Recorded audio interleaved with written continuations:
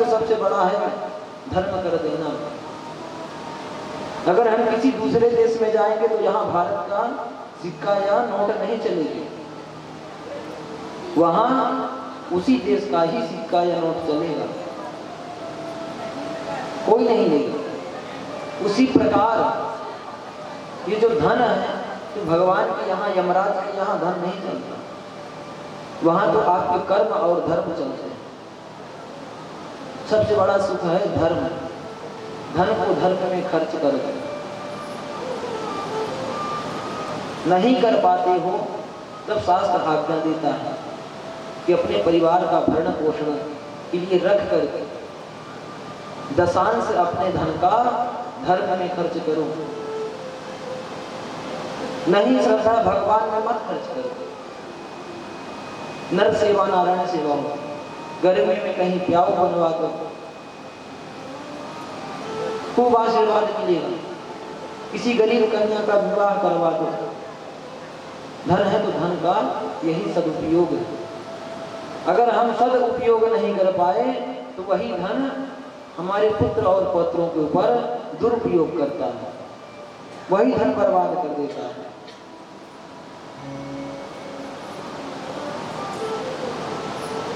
बुद्धि खराब कर देता है। इसलिए हमारी बुद्धि ना खराब हो, हमेशा हमारा मंगल हो, इसके लिए हमें गुरु की शरण में जाना चाहिए, गुरु बनाना चाहिए।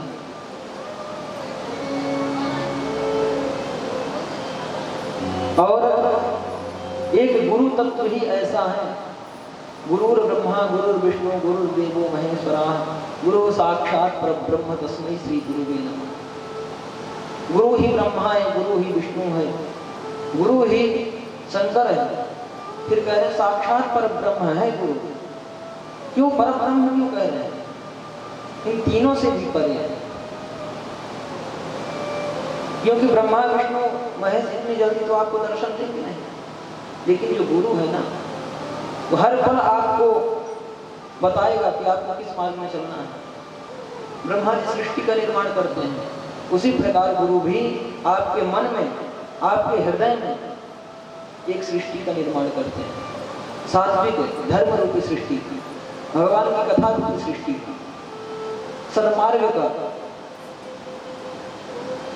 सृष्टि बना देते हैं, आपके मन में प्रकट कर देते हैं। इसलिए ब्रह्मा कहे गए। विष्णु क्यों कहे गए? पालन भी करते हैं। पालन कैसे करते हैं? तो पालन यही करना होता है कि बेटा इस मार्ग में चलो, धर्म से तुम धन कमाओ।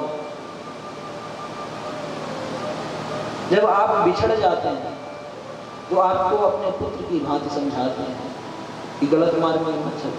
यही पालन है। एक गुरु ही होता है जो हमें मुक्ति देने वाला है, सही मार्ग देने वाला है। अन्यथा हर गुरु आपको गलत मार्ग बता सकता है, एक क्षण के लिए माया में पड़ करके। और शंकर क्यों कहा गया? तो शंकर से तात्पर्य है तो आपके अंदर गलत सृष्टि का निर्माण हो गया है, आपके मन में पाप है, ईर्ष्या है, द्वेष है, छल है, कपट है। तो शंकर का रूप धारण करके गुरु उसका विनाश करते हैं, ज्ञान रूपी प्रकाश से विनाश कर देते हैं उस अज्ञान का। इसलिए ब्रह्मा विष्णु महेश कहे। और जो परम ब्रह्म परमात्मा की प्राप्ति करा दे, नारायण की प्राप्ति करा दे, वही सबसे बड़ा परब्रह्म कहा है। परब्रह्म नाम ही है परमात्मा, जो नाम से आपको जोड़ दे।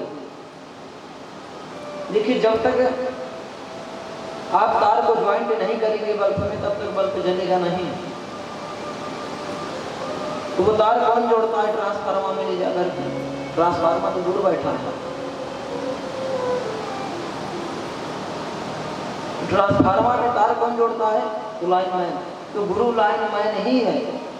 गुरु का एक ही लाइन प्रशस्त करता है, भैया इस मार्ग में चलो, ये धर्म का मार्ग है, तुम्हारी मुक्ति का है, इसमें तुम्हारे अंदर प्रकाश हो जाएगा।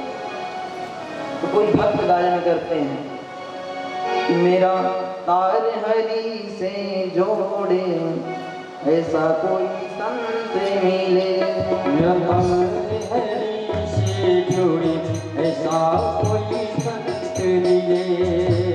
मेरा तार हरि से जुड़े ऐसा कोई संत मिले। ऐसा कोई संत मिले, ऐसा कोई संत मिले, ऐसा कोई संत मिले, ऐसा कोई संत मिले। मेरा तार प्रभु से जुड़े ऐसा कोई संत मिले। मेरा तार प्रभु से जुड़े ऐसा कोई संत मिले।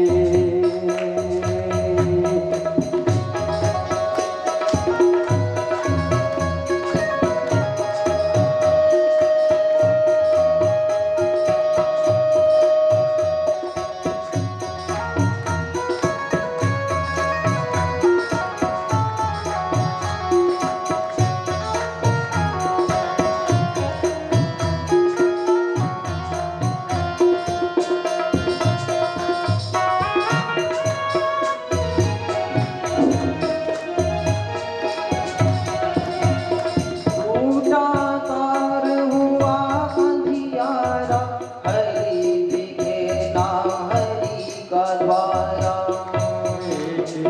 ना हरि का द्वारा,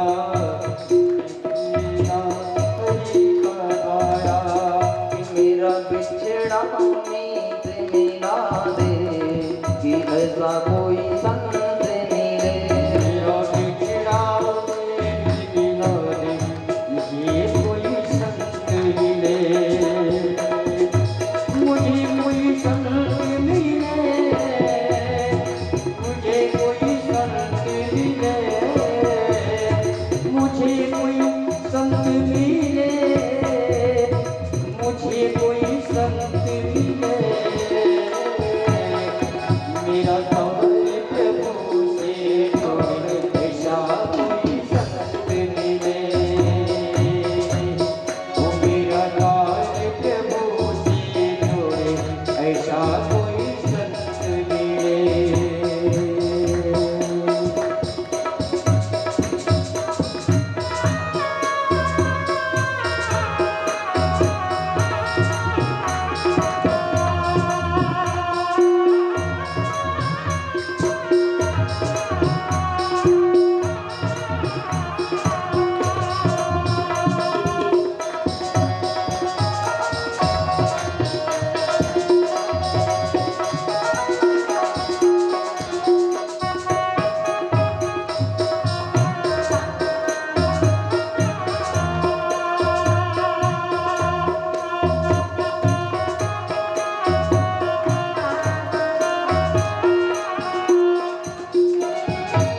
जोड़े तार करे उजियारा, अंतर में ना रहे अंधियारा। जोड़े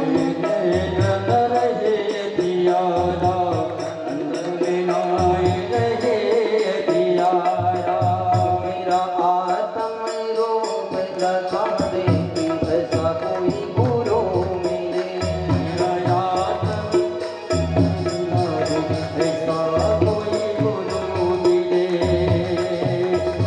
ऐसा कोई गुरु मिले, ऐसा कोई गुरु मिले, ऐसा कोई गुरु मिले, ऐसा कोई संत मिले।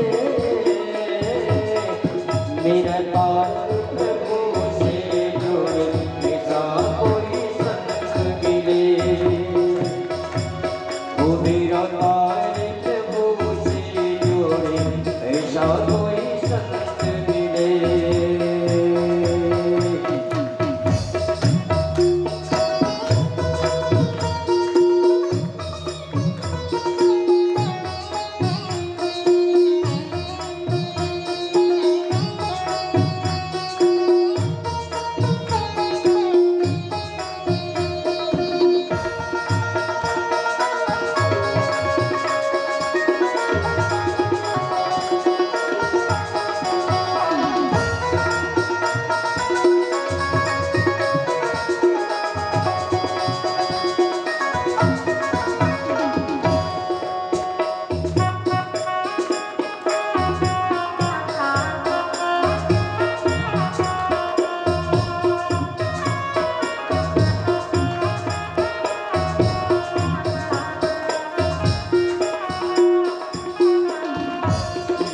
मैं अटकूं जब मैं भटकूं हरि मिलन को जब मैं तड़पूं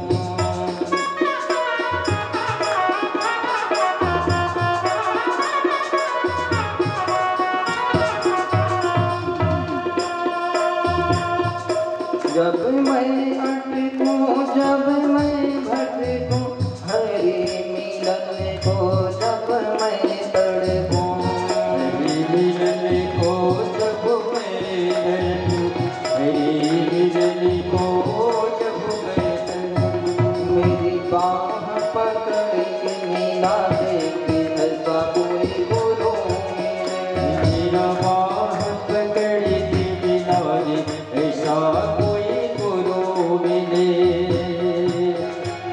ओ मेरा बाह पकड़ के मिला दे ऐसा कोई गुरु मिले ऐसा कोई गुरु मिले ऐसा कोई संत मिले ऐसा कोई गुरु मिले ऐसा कोई संत मिले मेरा तार प्रभु से जोड़े ऐसा कोई संत मिले मेरा तार प्रभु से जोड़े ऐसा कोई संत मिले ओ मेरा तार प्रभु से जोड़े ऐसा कोई संत मिले मेरा तार प्रभु से जोड़े ऐसा कोई संत मिले ऐसा कोई संत मिले ऐसा कोई संत मिले श्री वृंदावन बिहारी लाल की सुखदेव भगवान की जय जय श्री राधे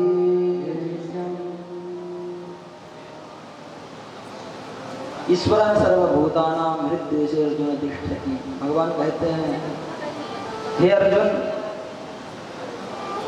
मैं हर किसी के हृदय में निवास करता हूँ एक बार उसको गुरु शरण में जाने की जरूरत है तभी वो मुझे पहचान पाएगा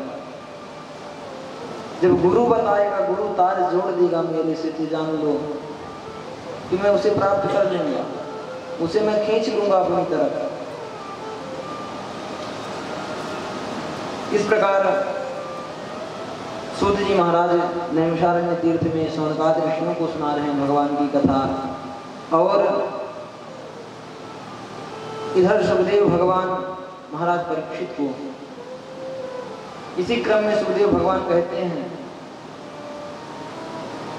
हे परीक्षित एक बार विदुर जी तीर्थ यात्रा में ही थे कि मैत्रेय ऋषि मिलते हैं तो मैत्रेय ऋषि प्रश्न करते हैं सृष्टि विषय कि भगवान सृष्टि का विस्तार कैसे हुआ इसका हमें वर्णन करके सुनाइए तो मैत्रेय मुनि कहते हैं कि भगवान श्रीमन नारायण तत्व हैं मुख्य हैं भगवान नारायण के नाभि कमल से ब्रह्मा जी प्रकट हुए हैं जब सारा संसार जलमग्न हो जाता है तो केवल एक बट के पत्ते में लेटे हुए भगवान नारायण मिलते हैं एक बच्चे के स्वरूप में करारविंदे न पदारविंदम मुखारविंदे विनिवेशयन्तम वटस्य पत्रस्य पुटे शयानं बालं मुकुंदम मनसा स्मरामि ऐसे भगवान बाल मुकुंद केवल वही रहते हैं सारा संसार जलमग्न हो जाता है तब भगवान अपने संकल्प मात्र से अपना स्वरूप बढ़ाते हैं भगवान के नाभि कमल से एक कमल का पुष्प प्रकट होता है उसी से ब्रह्मा जी देखते हैं कि मेरे निर्माण करता कौन है मैं कहाँ से जन्म लिया ब्रह्मा जी देखते हैं कमल नाल में घुस जाते हैं बहुत दिन तक ढूंढते रहते हैं हजारों वर्ष तक नहीं कुछ नहीं मिलता फिर उसके बाद ब्रह्मा जी ऊपर आ जाते हैं, बैठ जाते हैं। तब शब्द सुनाई देता है, तप करो तप करो। ब्रह्मा जी तप करते हैं। जब हम ब्रह्मांड के किसी छोर में जाएं, शांति जहां पर मिली, जहां कोई ना हो, एकदम सुनसान हो, तो वहां पर अगर हम ध्यान मग्न होकर के देखेंगे, सुनेंगे, तो हमें ओम शब्द का उच्चारण सुनाई देगा। ज्यादा दूर नहीं, यहीं से आप रीवा से किसी ऊंचे स्थान में चले जाइए, फिर देखिए दिन में जितना यहाँ शोर शराबा होता है, हर शब्द में ओम शब्द ही निकलता है। हर शब्द का तत्व ओम है। तो महाराज ब्रह्मा जी ओम शब्द को सुन करके उसी में लीन हो गए, तप करने लगे। तब भगवान प्रसन्न होकर के दर्शन देते हैं ब्रह्मा को और कहते हैं सृष्टि का विस्तार करो, सृष्टि करो, इसीलिए तुम्हारा प्रागट्य हुआ है। इसी क्रम में ब्रह्मा जी सृष्टि का विस्तार करते हैं। तो सर्वप्रथम सनक, सनंदन, सनातन, सनत कुमार, इन 4 महर्षियों को प्रकट करते हैं। कहते हैं जाओ सृष्टि का विस्तार करो, सृष्टि करो। बोले नहीं, हम सृष्टि नहीं करेंगे, हम तो परमात्मा का भजन करेंगे, तत्व को जानेंगे। संतान ऋषि मना कर दिए। ब्रह्मा जी को बहुत क्रोध आया, एकदम क्रोधित हो गए, लगा भस्म ही कर देंगे। यो तीसरी नेत्र खोलते, उससे पहले भगवान रुद्र प्रकट हो गए। दोनों भाव के बीच से भगवान रुद्र प्रकट हुए। जो हम प्रकट हुए, रुद्र बड़े होते गए, छोटे से हुए और एकदम विस्तार होता गया। बोले पिताजी आज्ञा दीजिए। बोले सृष्टि करो। बोले सृष्टि ठीक है, हम करेंगे। शंकर जी गए सृष्टि करने के लिए, रोते हुए प्रकट हुए, इस वजह से रुद्र नाम हुआ।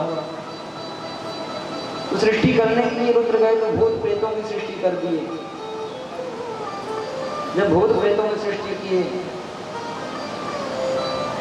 तो कहे कि आप सृष्टि मत करिए, दोनों हम सृष्टि करेंगे वो उसको भी खा जाएंगे।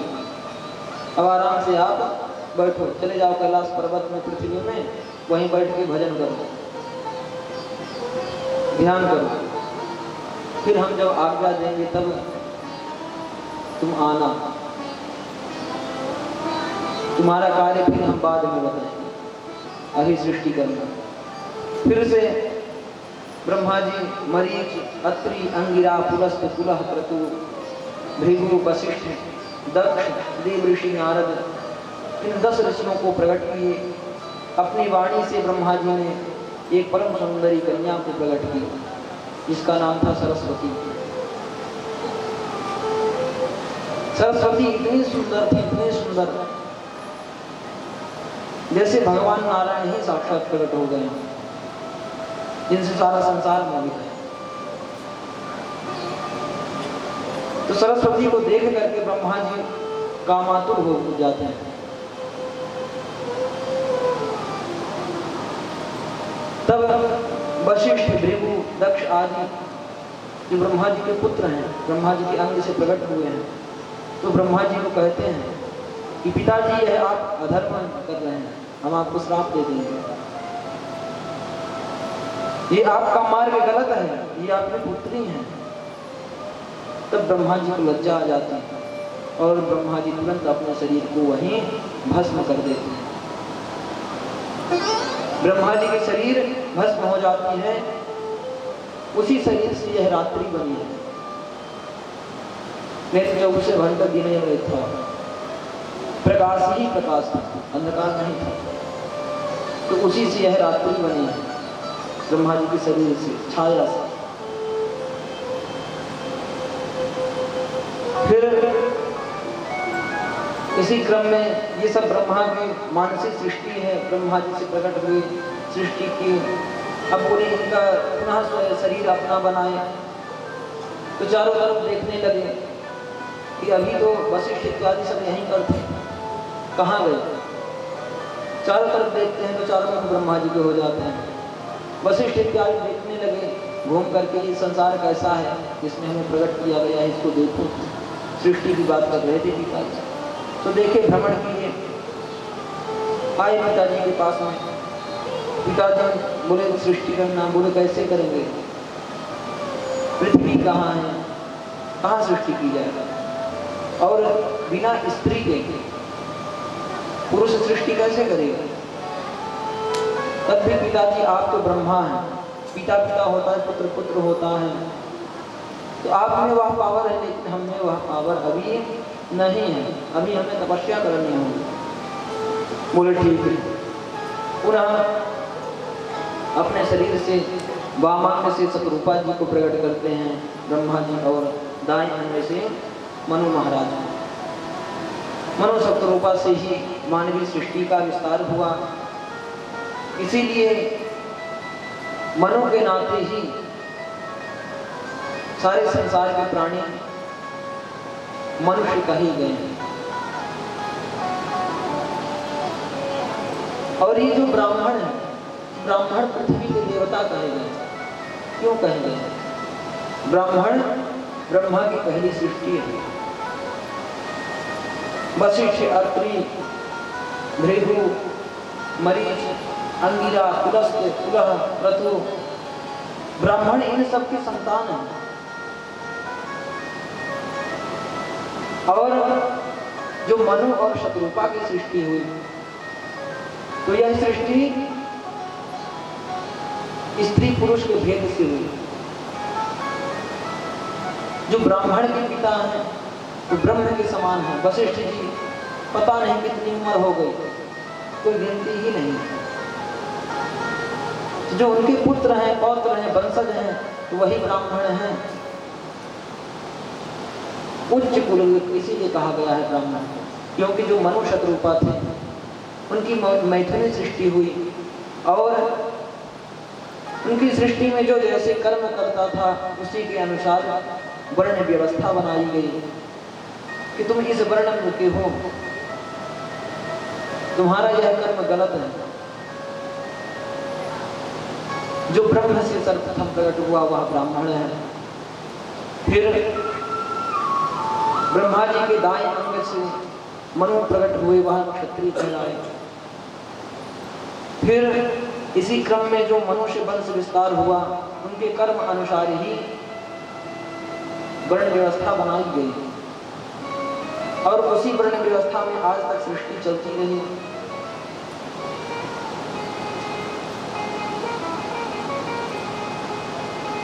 फिर मनु शतरूपा जब प्रकट हुए तो कहते हैं प्रभु सृष्टि कहाँ करेंगे, इस जल में?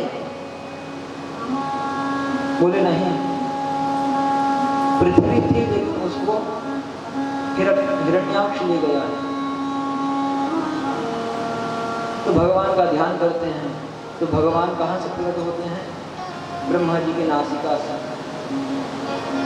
12 रूप धारण किए भगवान। प्रेम से बोलिए वाराह भगवान की जय जय श्री राधे। अब भगवान 12 प्रकट हुए, छोटा सा स्वरूप प्रकट हुआ, बहुत बड़ा हो गया, विशाल हो गया। बोले आज्ञा करें भगवान, क्या करना है? ब्रह्मा जी बोले जाके आप पृथ्वी लेकर के आइए, जो रसातल में है, हिरण्याक्ष ले गया है। ये हिरण्याक्ष कौन है? जो पृथ्वी लेकर के गया, उसमें इतना पावर वो पृथ्वी को लेकर के चला गया। तो कहते हैं हिरण्याक्ष भगवान का पार्षद है, भगवान का द्वारपाल है। हिरण्याक्ष और हिरण्यकशिपु ये 2 राक्षस हुए सर। द्वारपाल हरि के प्रिय दो, जय और विजय जान सबको। जय और विजय नाम के 2 भगवान के द्वारपाल हैं वैकुंठ के, जिन्हें एक बार शंकर ऋषि श्राप दे देते हैं कि जाओ हम तुम्हें श्राप देते हैं, अब तुम्हारी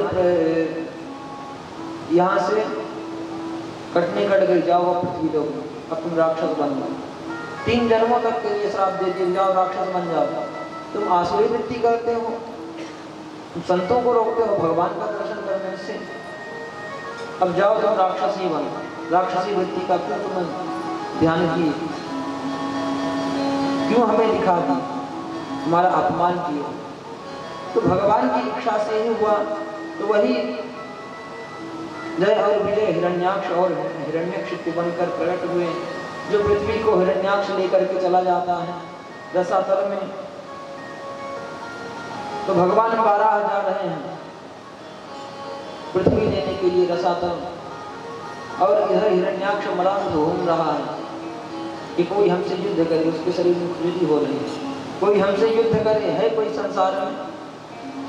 घर से नारद जी वीणा बजाते हुए जा रहे थे, नारद जी से भेंट हो गए, पकड़ लिया, बोला हे बाबा कहाँ जा रहे हो? अरे हाथ में वीणा लिए हो, तुम्हें गला लेनी चाहिए, आओ हमसे युद्ध करो। कहते नारायण नारायण, ये क्या कह रहे हो युद्ध? मैं तुम्हें युद्ध करने वाला दिखाई देता हूँ, मैं साधारण सा महात्मा हूँ, भजन कर रहा हूँ भगवान का। हाँ मैं युद्ध कर नहीं सकता, लेकिन मार्ग बता सकता हूँ तुम्हें।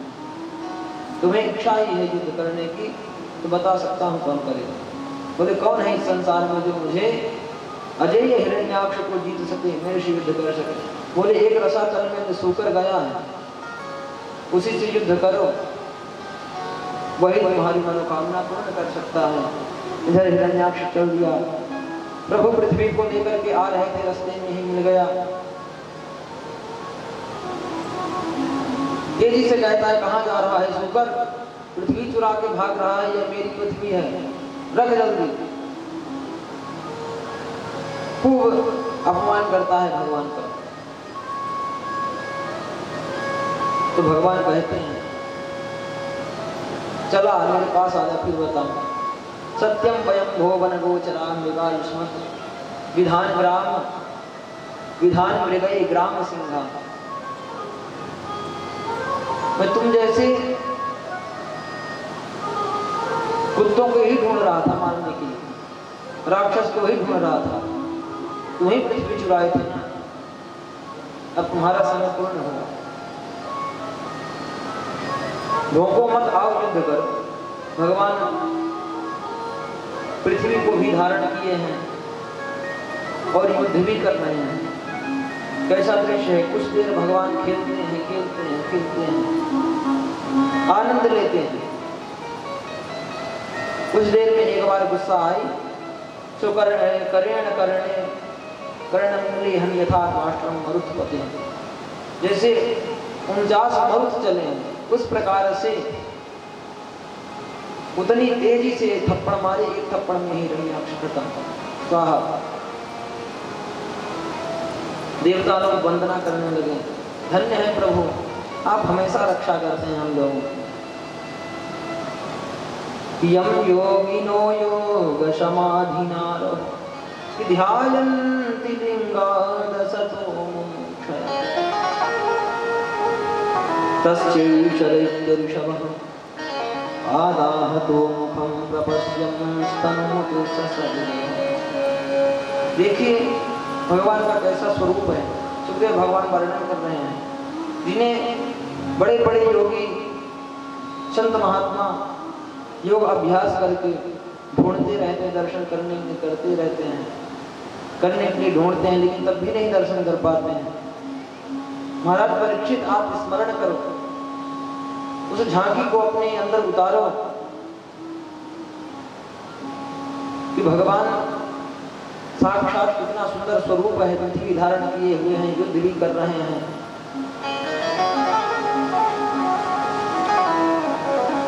सभी देवता को बारंबार प्रणाम किए, भगवान की स्तुति गाए।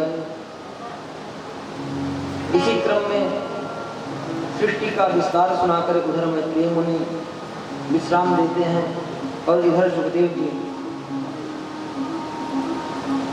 फिर श्रीमद् भागवत में मनु शत्रुपा की बताया गया कि 3 बेटियां हुई हैं और 2 पुत्र। 3 बेटियां, एक गर्दन जी को ब्याही गई है।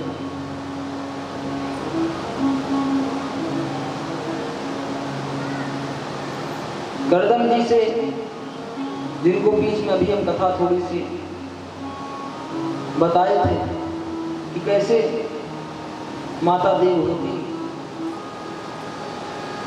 पति की सेवा करती हैं, वह साध्वी है। एक का नाम देवहूति, दूसरी का नाम प्रसूति।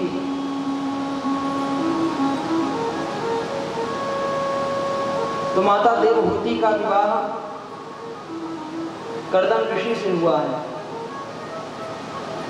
मनु महाराज आए और विवाह कर दिए। विवाह करके चले गए, ऋषि को सौंप करके चले गए। एक बार कर्दम ऋषि तपस्या कर ही रहे थे, ब्रह्मा जी प्रकट हुए, बोले पुत्र मांगो, क्या चाहिए? बोले प्रभु विवाह की कामना है। बोले ठीक है, वचन देता हूं तुम्हारा विवाह होगा, लेकिन विवाह कर लेना, मना मत करना कि तुम तपस्या में लीन रह जाओ। तो महाराज मनु आए तो कर्दम जी से बोले आपसे हम विवाह करने के लिए आए हैं अपनी पुत्री का। बोले ठीक है, कर लेंगे। विवाह कर दिए और कहते हैं कि एक पुत्र होने के बाद फिर मैं तपस्या करने चला जाऊंगा, अभी वचन चाहिए, मैं हमेशा गृहस्थ आश्रम में नहीं रहूंगा, तपस्या करूंगा।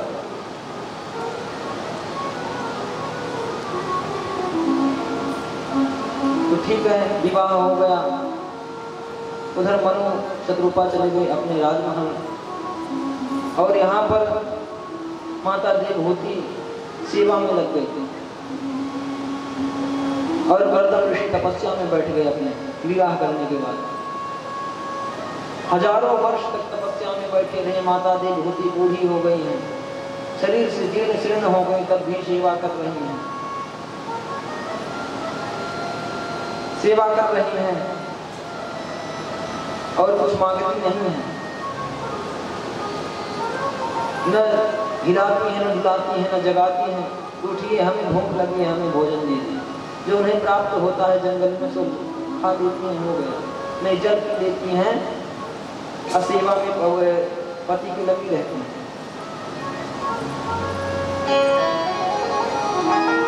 एक दिन समाधि से उठते हैं महाराज कर्दम, तो कहते हैं देवी तुम कौन हो? कहते हैं आप भूल गए, स्वरूप ही बदल गया। बोले भूल गए, आप तो हमसे विवाह किए थे, मैं मनुपुत्री हूं। बोले हाँ ध्यान आया। बोले तुम बड़ी सेवा की होगी, मांगो क्या चाहिए? बोले कुछ नहीं प्रभु, पुत्र की कामना चाहती हूँ, बस पुत्र हो जाए। बोले ठीक है। पुत्र हुए, पुत्र फिर उसके बाद में महाराज कर्दम एक विमान प्रकट करते हैं। विमान कैसा है? उस विमान में सारी सुख सुविधा है, राजमहल, सेवा करने वाले सेविकाएं, अनेक प्रकार की दासियां हैं, सब एकदम भरपूर है। पूरा राजमहल ही है, पूरा राज्य ही है।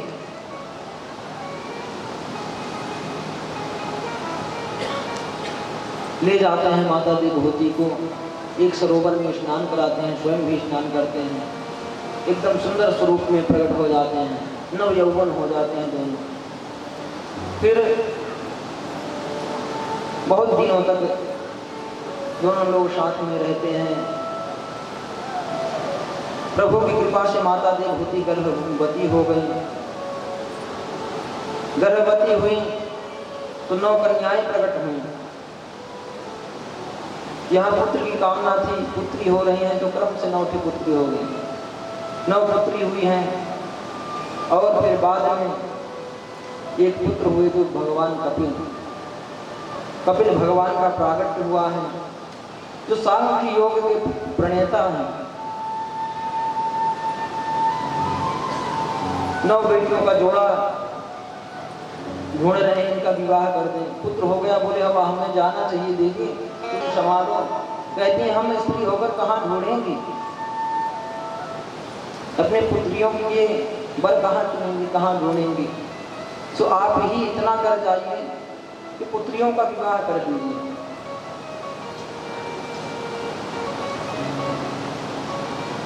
बोले ठीक है, हम विवाह कर देंगे। फिर तो जाने के लिए आज्ञा है। हाँ प्रभु ठीक है। तुरंत जो ब्रह्मा जी की सृष्टि से 10 ऋषि प्रकट हुए थे ब्रह्मा जी के शरीर से, उन्हीं से विवाह करते हैं बेटियों का। एक जो कला नाम की पुत्री थी, उनका मरीच ऋषि से विवाह किए, और जो अनसुईया नाम की थी उनका अत्रि ऋषि से विवाह किए, और जो अरुंधति नाम की पुत्री थी कर्दम ऋषि की, तो उनका वशिष्ठ जी से विवाह हुआ है। और जो ख्याति नाम की हैं उनका विवाह भृगु जी से हुआ है। जो शांति नाम की हैं उनका अथर्वण ऋषि से हुआ। जो प्रिया नाम की पुत्री हैं तो उनका